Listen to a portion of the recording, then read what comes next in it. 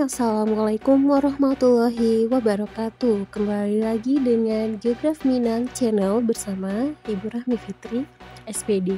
Nah, kali ini kita akan membahas ke soal KSM Geografi Terintegrasi lanjutan dari soal yang kemarin, yaitu soal nomor 11 sampai 15, yaitu soal KSM tahun lalu 2021 tingkat kabupaten dan kota. Oke, soal nomor 11, surat Al-A'raf ayat 160. Pertanyaannya, berdasarkan ayat di atas, jenis mata air yang dimaksud adalah A. Turbuler, B. Depresi, C. Kontak, D. Artesis. Nah, dari optionnya saja berarti ini tentang jenis mata air berdasarkan tenaga gravitasi ya. Oke, kita lihat dulu terjemahan surat Al-A'raf ayat 160. Nah, tulisan yang berwarna pink itu adalah kata kunci dari pertanyaan tadi ya. Katanya, pukullah batu itu dengan tongkatmu, maka memancarlah dari batu itu 12 mata air. Berarti ini maksudnya adalah mata air yang memancar dari batuan. Jadi kita cari dulu maksud dari masing-masing option tadi. Nah, mata air dari tenaga gravitasi ini ada 4, itu ada depresi, dia mata air terbentuk akibat terpotongnya permukaan air tanah oleh topografi. Kontak itu airnya keluar dari tanah. Kalau artesis itu airnya juga muncul di atas permukaan tanah, dan turbuler itu airnya keluar lewat retakan batuan pada air tanah dangkal. Jadi jawaban yang paling tepat itu adalah turbuler ya, karena keluar dari batuan. Jadi jawaban yang tepat A, turbuler. Oke, pertanyaan selanjutnya 12. Indonesia merupakan salah satu negara yang memiliki potensi minyak bumi yang cukup besar. Namun demikian, hanya wilayah tertentu yang secara geologis memungkinkan proses pembentukan minyak bumi bisa terjadi, yaitu berupa A. Geosyncline, B. Geosyncline, C. Anticlinorium, D. Synclinorium. Oke, kita lihat dulu pengertian dari geosyncline.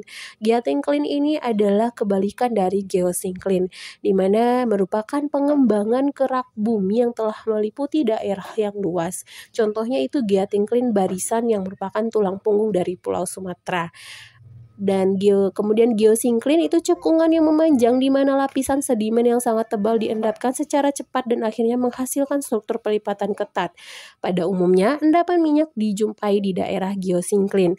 Kemudian anticlinorium itu bagian dari lipatan yang memiliki posisi lebih tinggi dari bagian lipatan lainnya. Lipatan antiklinal akan membentuk bumi menjadi cembung. Contohnya pegunungan atau pebukitan. Synclinorium bagian lipatan yang memiliki bagian yang lebih rendah dari bagian lipatan lainnya. Lipatan synclinal akan membentuk suatu permukaan bumi menjadi cekung. Contohnya pada lembah. Jadi jawaban yang paling tepat di sini adalah geosyncline. Dan jawabannya adalah B, geosyncline.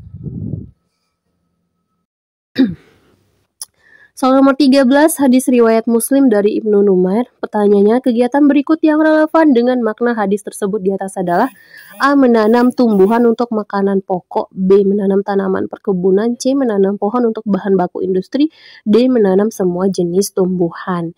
Nah, hadis ini berkaitan dengan lingkungan hidup ya. Oke, kita lihat terjemahannya. Rasulullah SAW bersabda, seorang muslim tidak menanam tanaman kecuali apa yang dimakan dari tanaman itu menjadi sedekah baginya, apa yang dicuri dari tanaman itu menjadi sedekah baginya, apa yang dimakan binatang buas menjadi sedekah baginya, apa yang dimakan burung menjadi sedekah baginya, dan tidaklah orang lain mengambil manfaat dari pohon itu kecuali menjadi sedekah bagi penanamnya.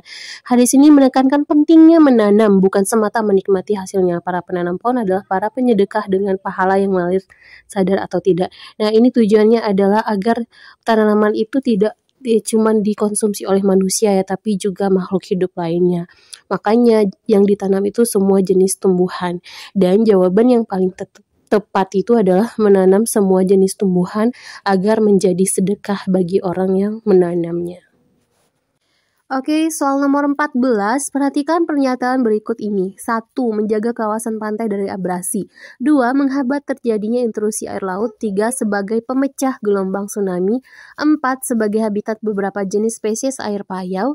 5. Mengatasi banjir rob. Dari pernyataan di atas, yang termasuk fungsi hutan mangrove adalah Nah, ini yang ditanya adalah fungsi hutan mangrove, berarti bukan manfaat ya. Fungsi dan manfaat itu berbeda. Fungsi hutan mangrove di sini ada 3. Yang pertama itu sebagai tanaman yang menghambat air laut untuk mengikis daratan pantai. Kemudian yang kedua, fungsinya sebagai penyerap gas karbon dioksida atau CO2 dan penghasil oksigen. Kemudian yang ketiga, hutan mangrove berperan sebagai tempat hidup berbagai macam biota laut. Nah, juga sebagai terdapat jenis binatang darat di dalamnya seperti adanya kera dan burung. Jadi di sini yang paling tepat jawabannya itu adalah 1, 3, 4. Itu menjaga kawasan pantai dari abrasi, 3 itu sebagai pemecah gelombang tsunami biar tidak terjadi abrasi, dan 4 sebagai habitat.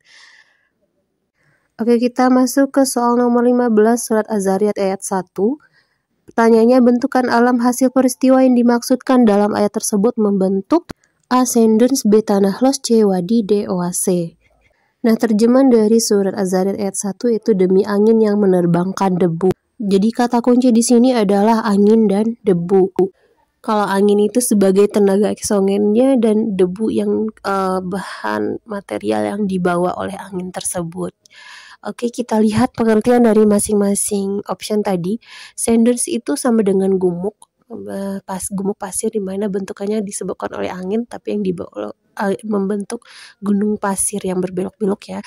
Kemudian tanah los, debu yang dibawa oleh angin dari gurun pasir akan mengendap di sekitar gurun. Wadi itu suatu lembah dikenal sebagai dasar sungai kering. Kemudian oase, daerah terisolasi di gurun memiliki vegetasi. Jadi jawabannya yang paling tepat itu adalah B, tanah los ya, karena ini yang menerbangkan debu tadi oleh angin. Jadi jawabannya B, tanah los.